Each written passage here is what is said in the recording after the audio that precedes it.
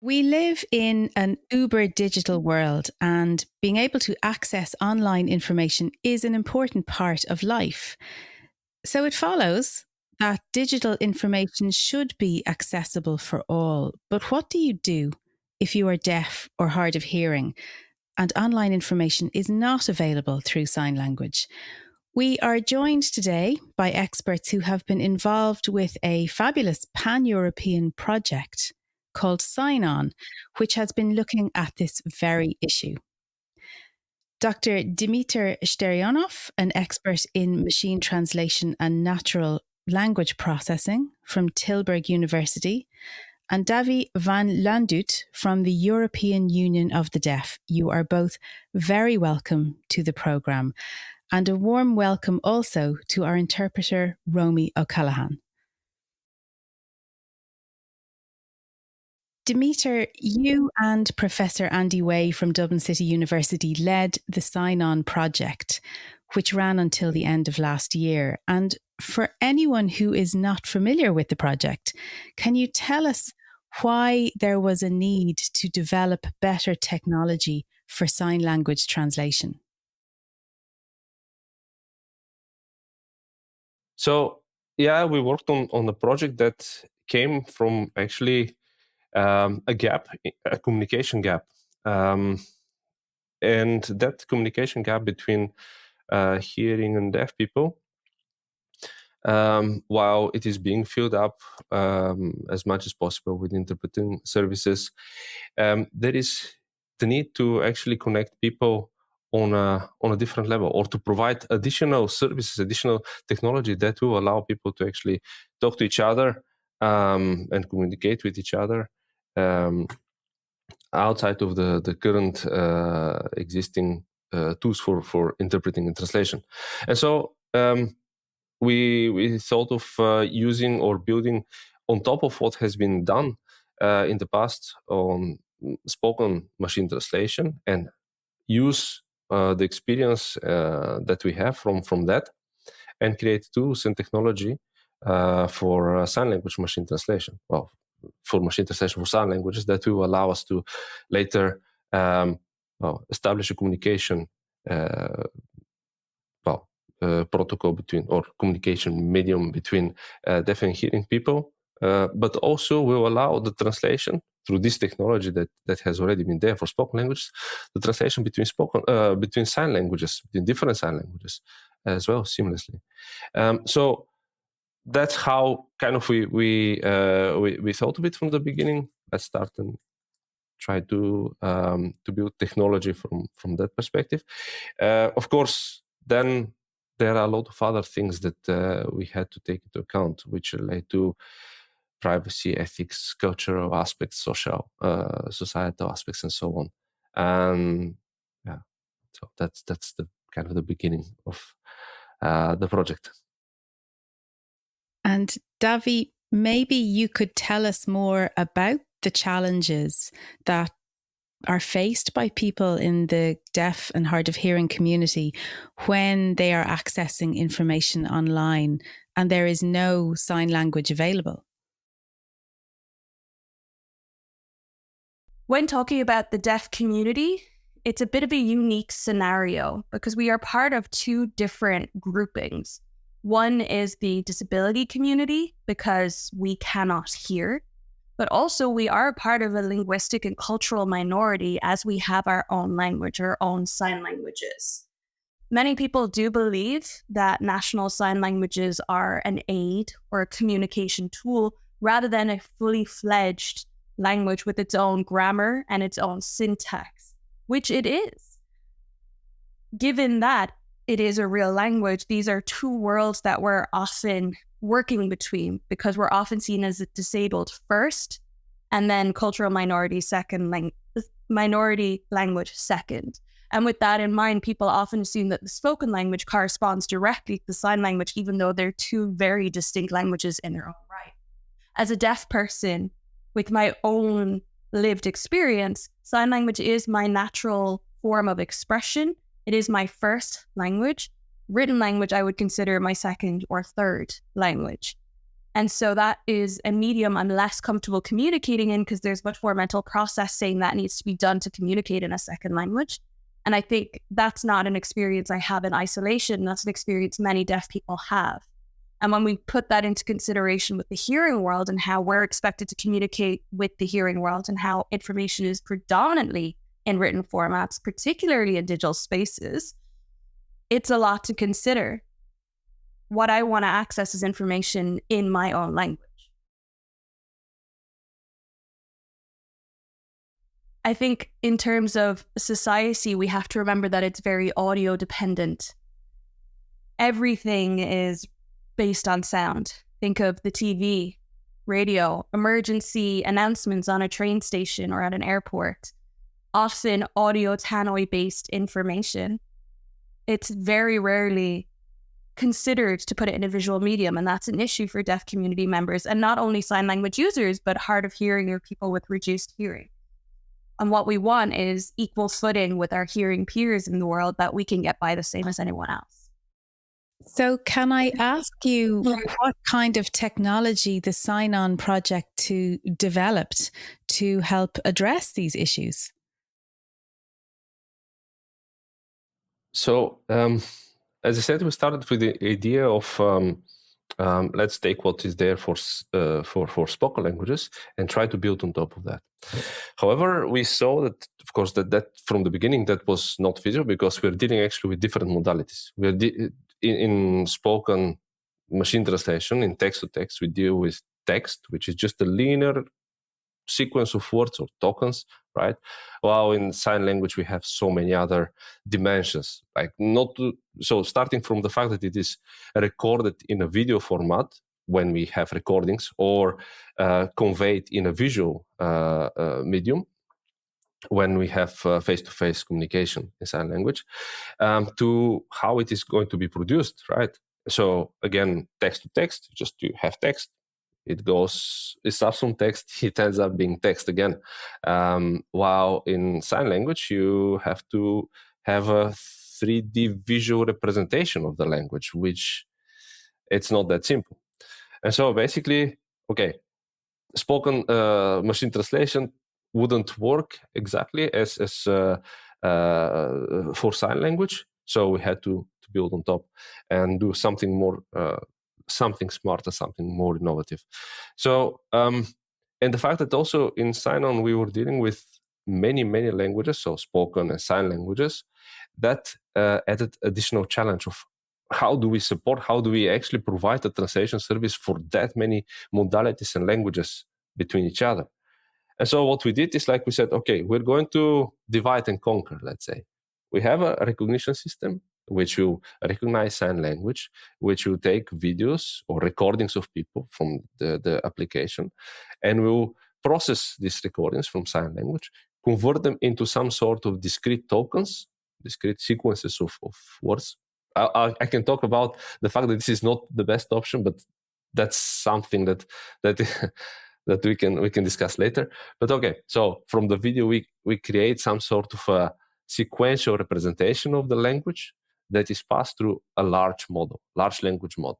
Many of you know about ChatGPT nowadays, right? And Llama for other things and so on. Yeah, there is this hype currently with large language models, but at the end of the day, we also use something like this in our SignON. Basically, inside all this inside of all this big thing that we created, there is a large language model that does a translation between different languages and different modalities. So we have recognition and synthesis which plug on the side of this interlingua, as we call it. And so building on top of this is how we actually built our technology to actually address the translation challenges or the technological challenges for automatic translation from sign to sign or sign to spoken and spoken to sign language. Now on the other side, so we have recognition, we have translation, and then we have synthesis. Now the synthesis, there is a whole big discussion there as well about the challenges and the needs. But at the end of the day, what we did is we built a 3D virtual character, an avatar, as people refer to it, which is again built on sequential tokens. So we provide sequential information that feeds this avatar, and then the avatar represents the sign language, signs. It sounds really complex. And you mentioned there that you were working not only across the different modalities, but also with lots of different sign languages as well. Spanish sign language, English, Irish, Dutch. I mean, it's incredible that you brought everything together when there was so much complexity. And I know a big part of the SignON project has been interdisciplinarity. So working with lots of experts with different backgrounds, including many people with lived experience. Davy, maybe you could talk to us about how that happened or how you made that happen, co-creating with so many different people.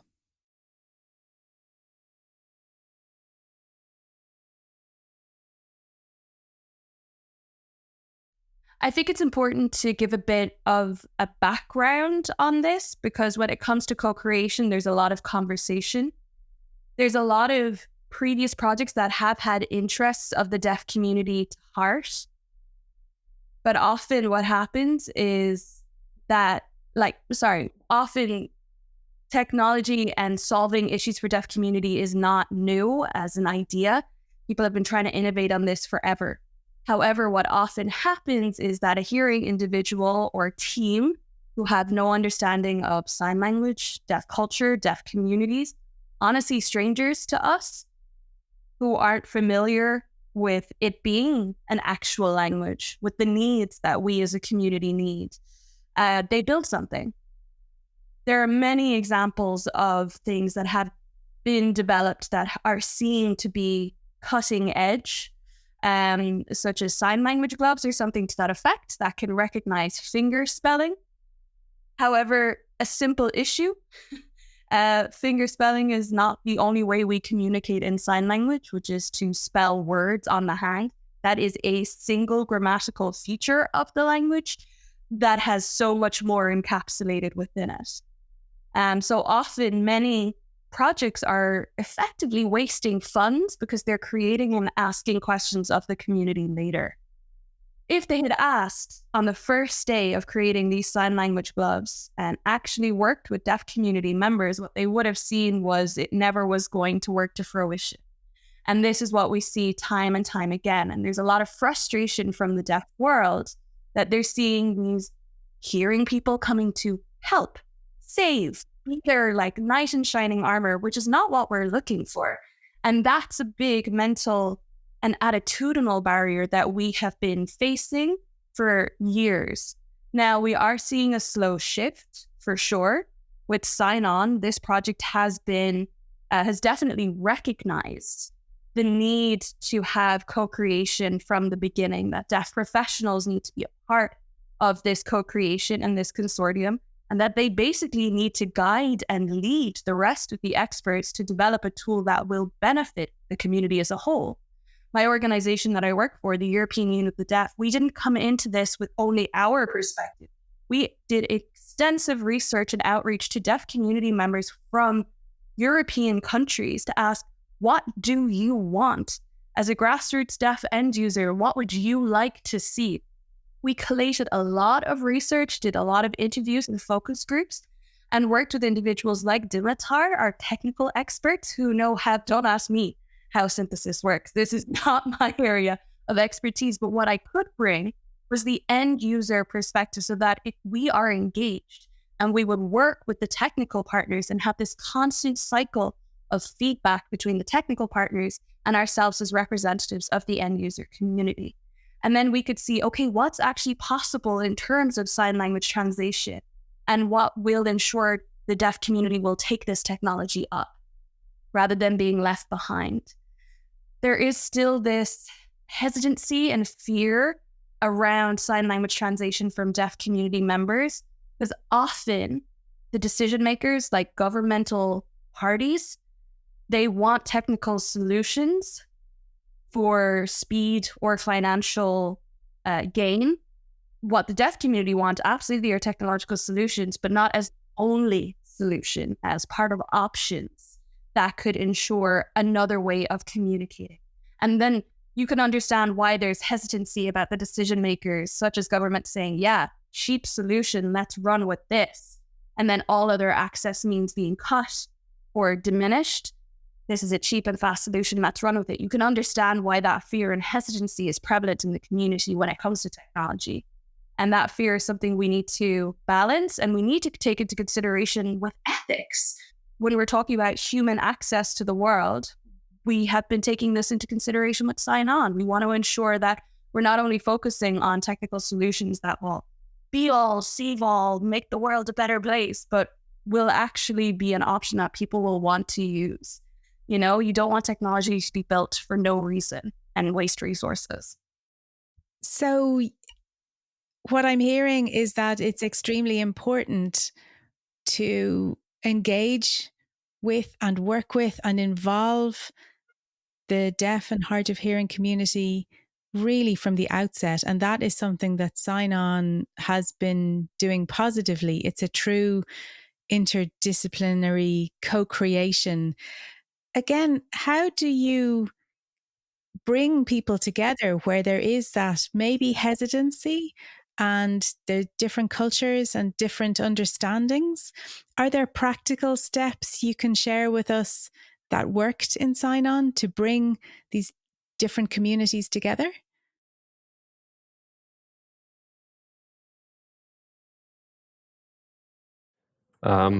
So, as Davy said, co-creation or collaboration and interdisciplinary and intercultural and all these things, it's very important to have such a large project work. And to answer your question, actually, the most important thing, and that's what we did in SignON, is to be as open as possible with each other. So we had people from different backgrounds, not only academic or industrial backgrounds, or not professional backgrounds, but cultural backgrounds as well. So we had to understand each other, and linguistic backgrounds as well. We had to talk to each other in the same language, and without openness.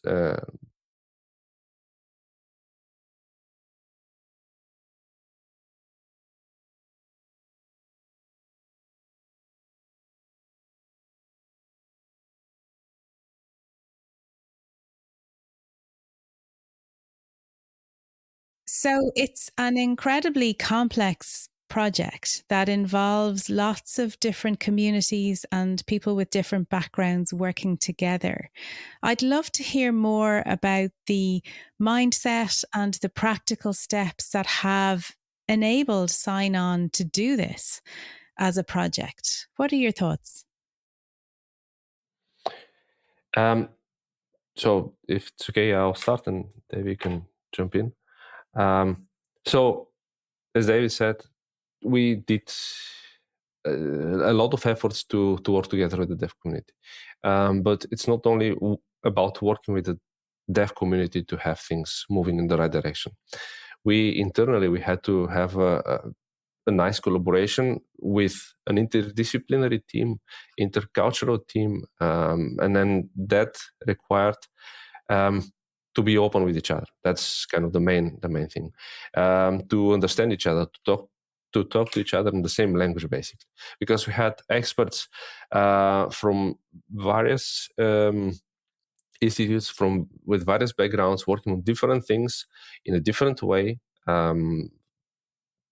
Based on their experience and their methodology and so on. We had also people that have completely different cultural backgrounds coming from all over Europe. And we had to work together. And to do that, again, the most important thing, what we practiced, is to be as open as possible and communicate with each other as much as possible, and try to understand each other. We had a very nice initiative there where we would have seminars where somebody from the consortium will present their work and how they're working. And that was actually very nice, so that when you sit in front of the screen and you see the other person, or in front of the presentation, basically, you go into the details, or this person goes into the details, and you understand how they are working. Well, to a certain extent, of course. We had technical topics, we had ethical topics, we had linguistic topics. And so for the whole consortium, it was good to actually see, even if we can't grasp all the tiny details, to see how people are working. We had regular meetings and so on, and in-person and online meetings as well, with different groups, with the whole consortium, and like this, that actually we can establish the right communication protocols. And I think that that's the most important thing. And Davy, what are your thoughts on that, the steps to bringing communities together? Yeah, I think Dimitar's phrased it beautifully. Communication and openness are the key components of all of this. And when it comes to co-creation, they're the foundation. We also have to remember, when we're talking about co-creation as a term, it basically means to work together. And when we're talking about working together, it can sometimes be taken tokenistically, that someone is at the table, therefore they are a part of co-creation. And it's very easy to have situations where a single deaf person is included, quote unquote, as part of co-creation, but are not asked at the table what they think. And that can sometimes happen. Well, we've got this project, it's been successful, we've had a deaf person in it, therefore we've done the right thing. But that is not co-creation. Co-creation is led by end users to guide where tech needs to go, what ethical considerations need to be taken into perspective. And particularly as research is a hearing-dominant space, this openness and communication with end users is vital on any topic, whether it's this or others. Like, this is coming from our lived experience. These are coming from our barriers that we face. Therefore, I am an expert on this situation based on my lived experiences. I know the communication barriers that I face that society isn't even aware of. So I know what I want to use and what I don't want to use technologically to make these barriers disappear as much as possible. So as Dimitar highlighted, openness and active listening to each other was so important. It was empathetic conversations and seeing what was possible on all sides, not demanding too much from our side, but also having realistic expectations of what technical experts are able to do. As Dimitar is our technical expert here, I'll never be able to say, well, Dimitar, we need this, and this, like match, because that's not something we could do. He's the expert who can tell me, well, I respect where you're coming from, but our limitations are here. And having this open conversation and negotiation across our fields and our worlds is so important, but that can only happen when experts come together with co-creation in mind, with openness and communication. And again, this comes back to attitudes and active listening, recognizing that transparency and communication are vital. It's the best way to ensure that co-creation actually happens. And that's one sensitive topic, because people say co-creation, and sometimes it's not actually co-creation. And it can also be sensitive because people don't want to be criticized, and things aren't meant or intended as criticisms. So you have to balance how you have that open communication very carefully. But again, as Dimitar has mentioned, open communication and having that openness will mean active listening happens, and then it'll all be fine. And if I may add something, Davy, you remember when we had a meeting where one expert there said, yeah, but you should build an avatar that has very good quality, and so on and so on. And then we said, yes, but that's not what people asked us to do. When we talked to the potential users, they said, well, we want the customization, we want the background to be so and so, so that they can see the avatar. And the expert was really like, no, but that's not what you should do. And we said, well, at the end of the day, it's not your decision. it's not your decision that you say what we have to actually build when actually the user says, well, I need that and not the other thing, right? And so in situations like this, technical people, we can be like, okay, I'm not going to listen to the user. I'm going to build my technology the way that I want to build it, right? Because I know. And then you do something, and then nobody uses it, even if it's the most beautiful, 3D figure there.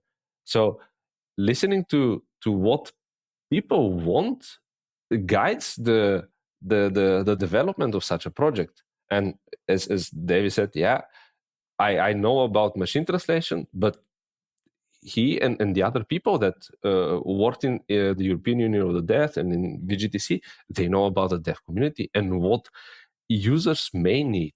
And yeah, only working together we can actually do something that is usable, because otherwise it would be like yet another project that stays on the shelf somewhere. And so, can I ask you, where is the technology at now? If I were to use it, how would I engage with it? What would it look like? Davy? Me? Yeah, okay. So the technology, according to the technological readiness levels of the European Union, of the European Commission, it's at TRL 6. So basically, it has been tested in internal closed environment. It has shown to have potential. However, we are not there yet. Now, I have to say we have an application. We have actually two applications. We have all the models that are built. We have the whole infrastructure, the whole framework. Everything is ready. But the models have not reached the quality that we actually wanted from the beginning. Now, there are reasons. We can talk about this in a bit. So to answer your question directly, if you want to use this today, you can, but to a certain limited extent. When it comes to spoken language, yes, there is translation. Of course, that's been kind of built and established in various other applications, and so we have it as well in ours. When it comes to sign language, we can do recognition, we can do synthesis, but with a limited support. That links mainly, and kind of that may open the door to another conversation, that leads mainly to the challenge of data availability and data quality that we have to train AI models, right? So I hope that answers the question, but indeed, we are at TRL 6 where the technology exists, but provides the performance is limited. And is this kind of bottleneck where you have the technology, but you need to develop it further for use in the real world? Is this typical for this kind of technology? What kind of challenges do people typically face in this field?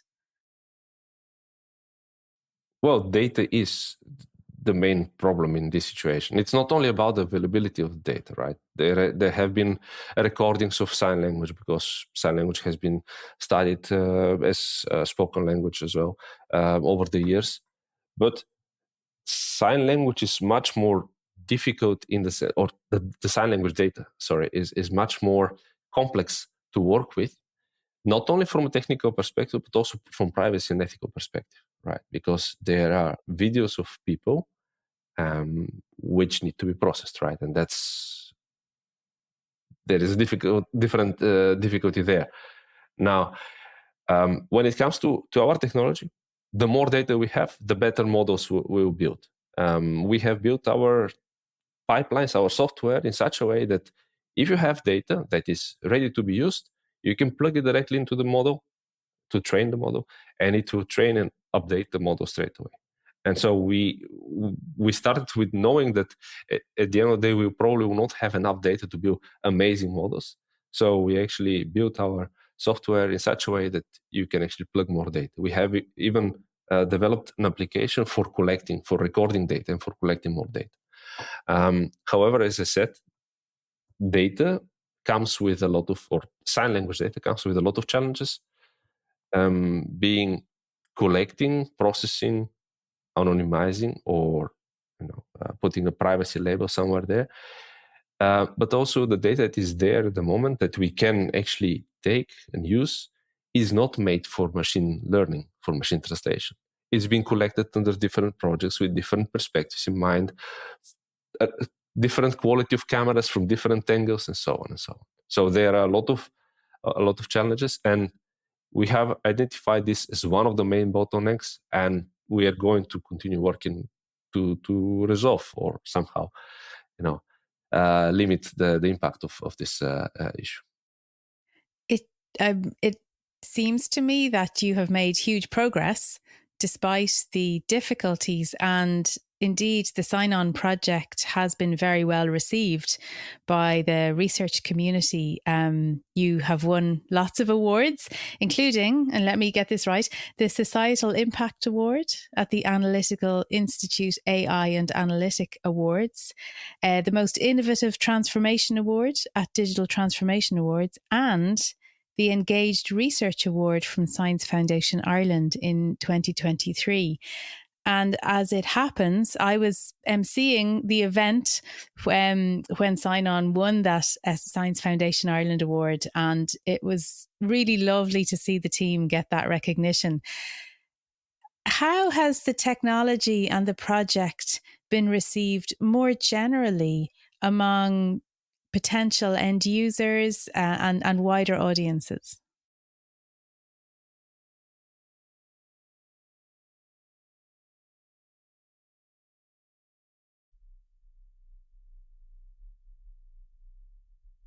I think in relation to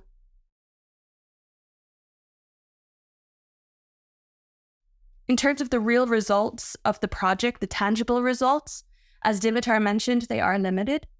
And with that in mind, it can't be used in the real world as of yet. However, the deaf community that we've engaged with, which has been quite extensive, because they've been involved with the project from the beginning, as EUD has, again, a part of this co-creation process, they're more open-minded to technological solutions in a way that we hadn't seen before. And although the quality isn't there for the SignON project as of yet, in terms of communication, we've always been incredibly transparent, not only as part of the consortium, but when working with end users and those who we'd like to engage with. Now, Dimitar's very beautifully mentioned the data issue. We've had that conversation with many members of deaf communities, and it was almost an assurance to them that they recognized it's not that this is being dropped, it's not that this isn't important. They know it's important. They also recognize, wait, you're considering our privacy, you're considering quality of data, and there's much more trust being built with them as an end user. And I think that is a foundation can't be minimized, because that collaboration hasn't been there before. If there was no transparent, open communication, and there was just an end result shown that looks limited, it would have been shunned without consideration. There wouldn't have been any further thought on it. It would just be like, oh God, another hearing person making another technical solution without us. That doesn't actually help us at all.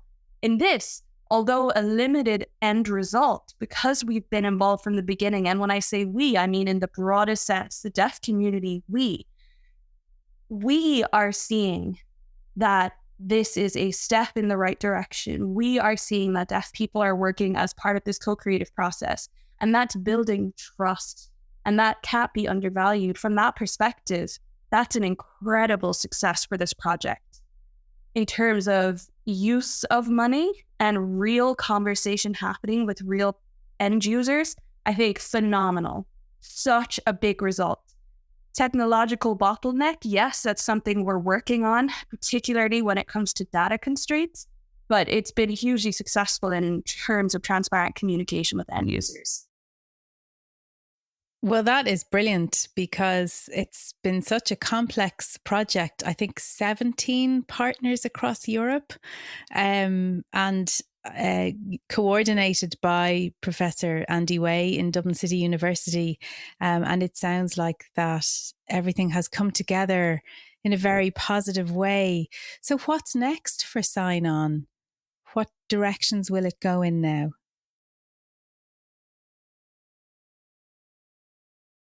So I was saying that, as Davy said, with SignON, what we did is we built trust within the dev community. That together we are going to continue working. Now, trust is very difficult to build, very easy to break. So what we want to do is to continue working together with the dev communities, and to further continue on this concept of co-creation. Now, as Davy said, co-creation is sometimes difficult to grasp, difficult to understand, difficult to implement in practice. We want to keep on working that direction to make it easier, right? To make it more defined, more methodological, more clear how to actually work with the end users, and with all these differences that we have as from expertise background and from cultural backgrounds and so on, so that we can actually know how to work together better. So that's one direction that I would like to continue, and we already have several things lined up, including, so since October 2023, there is a PhD student that is working under my supervision, together with also under the supervision of Mirella De Sisto, who is also part of the SignON project. So together we're working with this person who is from the dev community from Netherlands, and she's working on this specific topic: co-creation, collaboration, working towards machine translation for sign language with the community. Recently, we got also funding to work on data. So we got awarded a project here in the Netherlands from the university to do some pilot project where we're going to collect some data and see how actually, what are the requirements of machine learning algorithms towards data, and how we can actually better collect data, and how we can actually better use the data that we have. So we are going in these directions, and that's from my side only. And I know that a lot of the partners from SignON have also individually and in collaboration with others are working on different projects, different spin-offs and continuation of what they have started. Not to mention the synthesis, which turned into a very interesting platform that has been used by different within different other projects and by different organizations and institutes. The recognition, so from a technical perspective, I'm talking, the recognition has been developed, and there is another project that is going on with this technology that we developed. People trying to evolve this technology on the translation side as well. Now in the end of August, 28th of August or 29th, I'm confused with the dates. We have a meeting, so 29th of August, we have a meeting here in Netherlands with the researchers in Netherlands that work on sign language translation, to actually see what are we going to do in the future, what have we done so far, and what we're going to do in the future. And this meeting includes deaf, hearing, hard of hearing people. So again, that's how I think is the right way to go, to do things together, to hear, to listen to each other, and try to establish as better communication, collaboration chances as possible. And Davy, what are your thoughts about the future post the end of the SignON project? How do you see things developing now?